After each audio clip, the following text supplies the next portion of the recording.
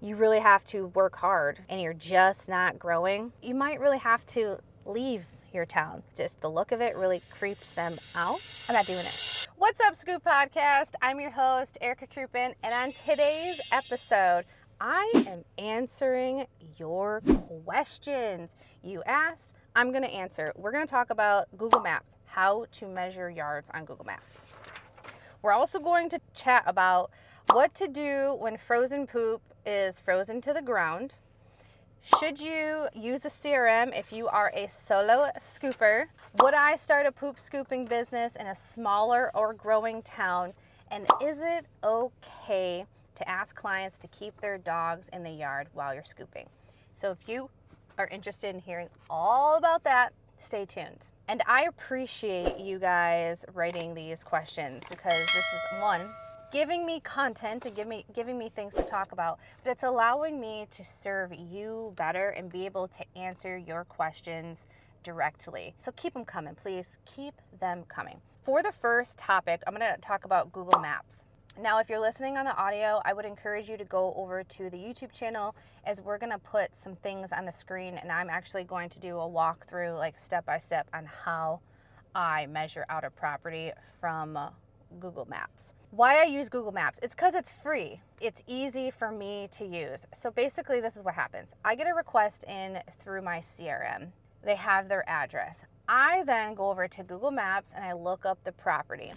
I'm going to show you how I measure a property on Google Maps. So what you would do is you would type in the address in the search bar. It would bring up the property that you want to service. Depending on what area you need to scoop, that's the area that you are going to measure. This yard is a backyard, so we're going to go ahead and we're going to measure this property. So you come down here to layers, go over here to more, and then you click on the measuring tool. Now I go ahead and I exit out of that. So I would come over here and I would put my first pin right there. I come back here, over here, here, there, drop it there, and then boom. And then I come down here and where it says measure distance, total area, it's going to be 2,282 square feet. That is going to be under the fourth, hold on, let me double check. 1/8 of an acre is 5,445 square feet. So this is well underneath that. So I would consider that a small yard. Now, if it's above that, that's when I would price it as a medium yard. So what I do is I come over here and I'm going to do a screenshot of this property and I'm going to upload that into my notes over in Jobber. Now it's a little off. It's not exactly straight. I could have done a little bit of a better job, but it's very far away to what the threshold would be to kick me over to a medium-sized yard, so I'm not going to worry about that. So this is the easiest way I have found to measure the properties. Hope that helps. A lot of times, just from looking at it, you can kind of tell what the size is. Like I can tell if it's a small, medium, or large just because I've been doing this for a while. But you can click, there's a thing down below where you can click on it and then it has a measuring tool. It says like more. And then you can bring up the measuring tool and then you can put pins or like little dots and you can trace the perimeter of the area that they want scooped.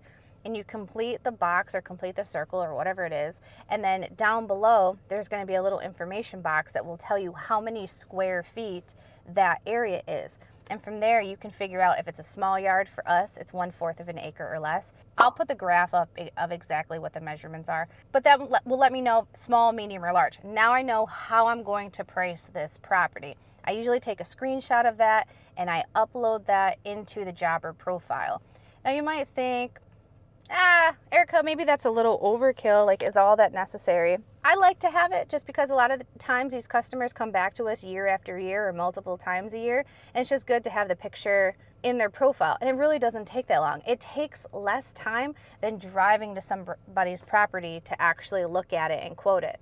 Now, there are times where I do have to go out there. Like if somebody says it's really, really bad, or if it's a really large property, or they have a large amount of dogs, or they have the farm. Which this isn't on my paper of the things I wanted to cover, but I'm remembering this now that we're chatting. Somebody wanted to know, they wish I would have went more detail into the farm. So let me tell you about it. So this farm that I was servicing, it was quite large. There was a lot going on. They have like dog pens where like the doggy daycare, they stay outside. It's like a dog boarding thing. Then they have the area where there's a horse, and then they have the area where there's like chickens and goats and some other things. And they even have like a cute little baby monkey. Now I didn't quite understand what they wanted. So I wanted to go to that property because I'm like, this is a lot of property. I don't know if I can scoop all this. They just wanted us to scoop the horse area. They had one horse, and then the green area, common area where the dogs would run. They didn't have us do the kennels. They didn't have us do the pens or any of that. Their staff took care of that. They just wanted us to take care of the green space. So we went ahead, we measured that out, and because of that, we priced it quite high. I want to say I was charging them like $70 or $80 each time I went, and it roughly took us about an hour. With those type of properties, you just have to ask a lot of questions and make sure you guys are on the same page. Because if they wanted me to scoop the green space, then they wanted me to go into the kennels and clean that and disinfect that. That would have been its own separate charge. And then if they wanted us to go into the chicken coops and where the goats go to the bathroom, that would have been a whole separate charge. I haven't had to do that. So therefore, I don't even know the pricing that I would do to price that. So I don't have any information there. It's just really about asking all of those questions and about the timing. You might get into one of these scenarios and one of these situations and you might bite off more than you can chew. Here's what I do. If I can't find somebody that has done this, that can give me the information, I go into it and I just test it out. I see how long it takes.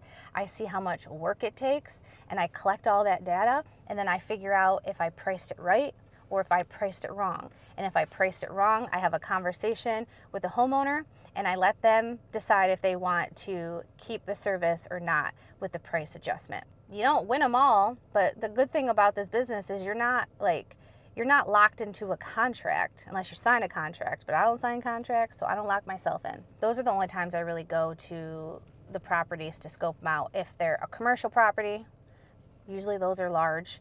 If it's a large property and they have lots of dogs, we're talking 5, 6, 7 plus dogs, or if they just have a lot going on and they're not really able to explain over the phone or writtenly what's going on, I'll go there. That way I can ask questions. I could be like, well, what about this area? What about here? Are you interested in this? Document it all, come home, think on it. I don't ever give a price on site. I don't do it. Especially if it's a complicated one, I need to go home and I really need to think about it.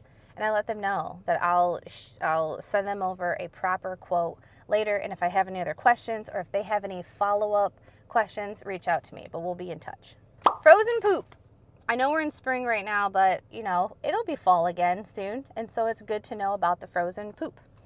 So what do I mean when I say poop is frozen to the ground? It's frozen. Like you can't kick it up, you can't rake it up, you could like bash it with a log like Stephanie's husband from Turd Nerd they could do, or you can use a Corona rake to like chip at it and break it up. I know other people have different techniques to hack away at the dog poop. I'm not saying that that's wrong. I'm not saying don't do that. If you want to do that and you want to make sure that you get every single pile up when you go ahead, figure it out. Hack away, chop away, bring a torch. I don't know, do what you got to do. I'm not doing it. I'll try to kick it with my heel or with my steel-toe boot. I'll even sometimes use a Corona rake for if it's like 1 or 2 piles.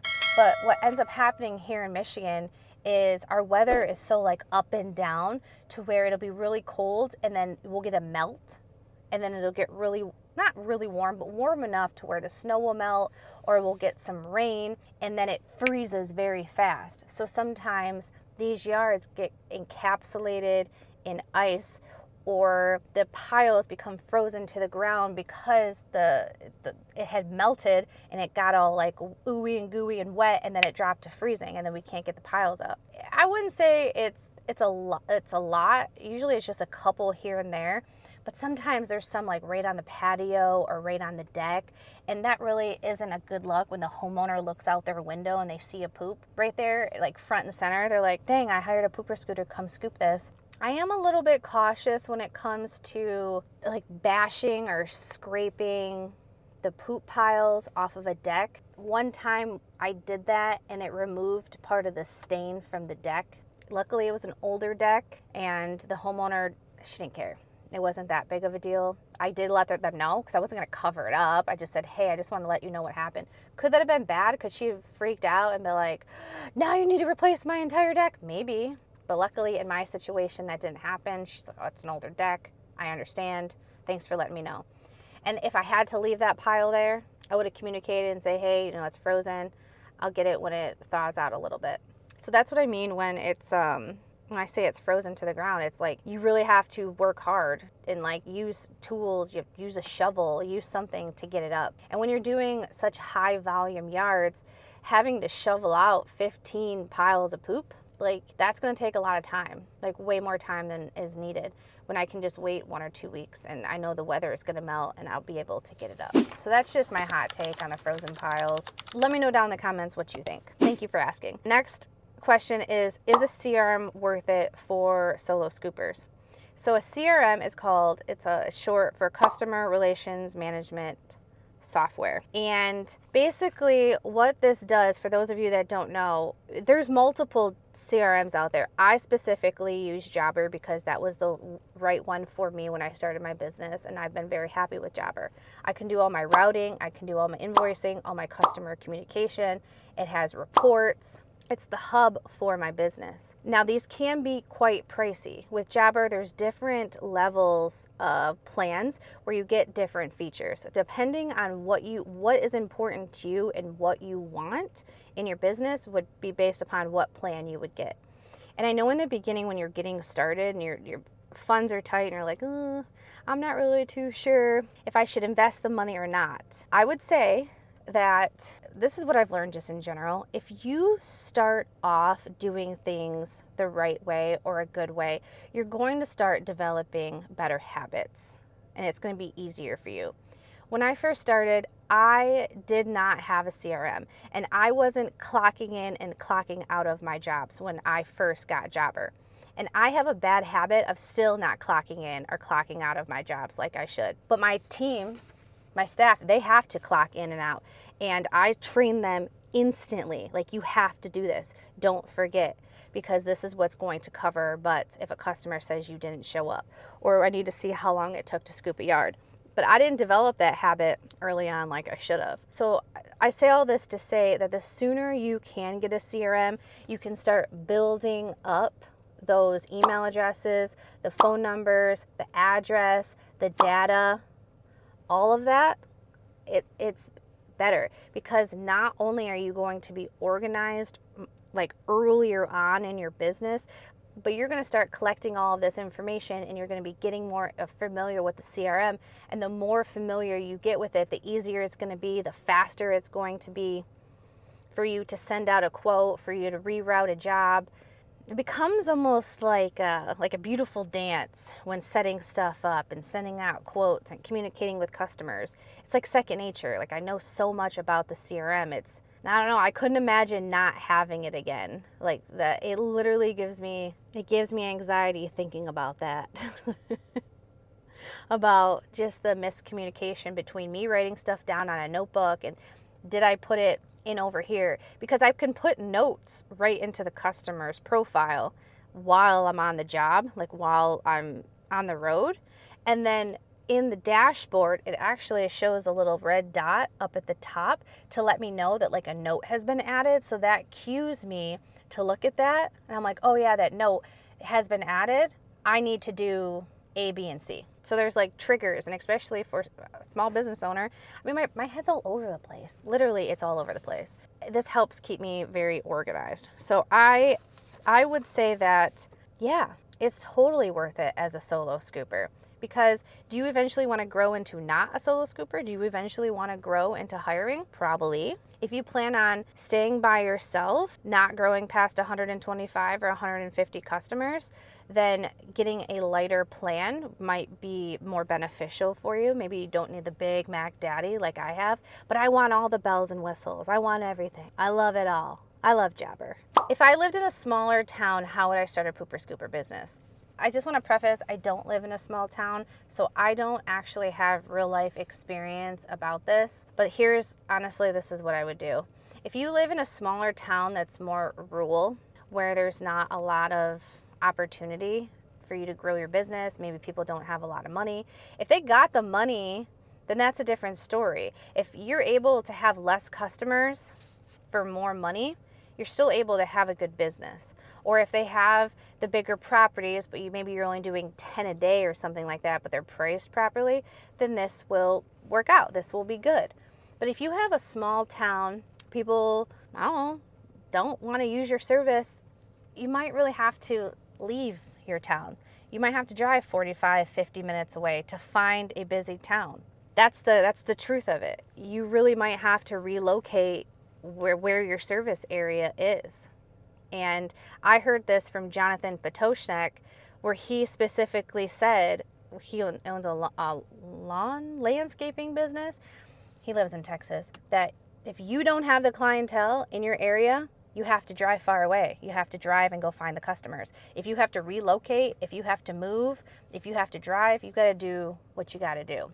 So I say all that to say is if you have the clientele there and you're able to charge the proper prices, yeah, then it's worth it. But if you can't, don't be scared to look further out to see where a major city is and see if you can get out there and start scooping out there. That's all I really have on this topic because I haven't grown in a small town and I don't feel comfortable talking on things that I haven't personally done. But if you've tried it, you've done the Facebook groups, you've done the yard signs, you've done the door hangers, you went to local chamber meetings, and you're just not growing, it's time to go outside of that area and expand and go towards your larger city area. And last but not least, is it okay to ask customers to have or keep their dog in the yard while you're scooping? Of course it is.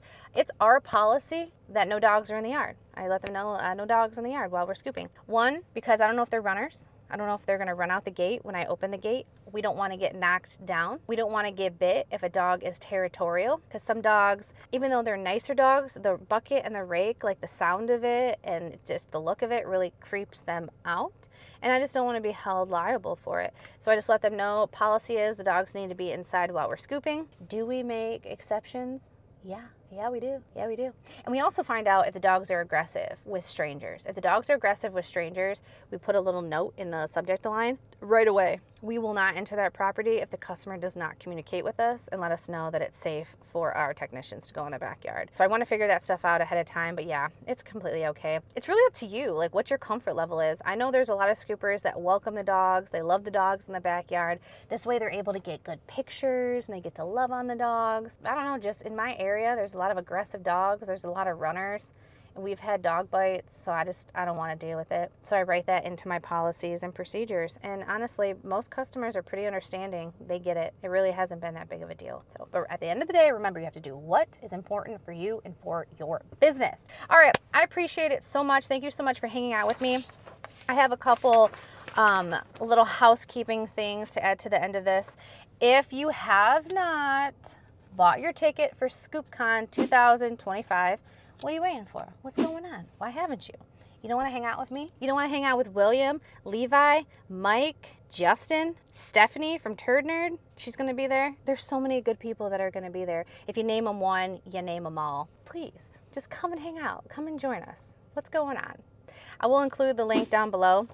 And I actually have this written on the paper because I keep messing up the date. Goodness. It is May 23rd and May 24th. It's going to be a really good time. It's in Coeur d'Alene, Idaho. I myself am going to be one of the guest speakers. I'm going on day 2. Jim, oh my goodness. See, name them one, you name them all. I can't believe that I almost left him out. He's going to be hilarious. I can't wait to actually meet him in person.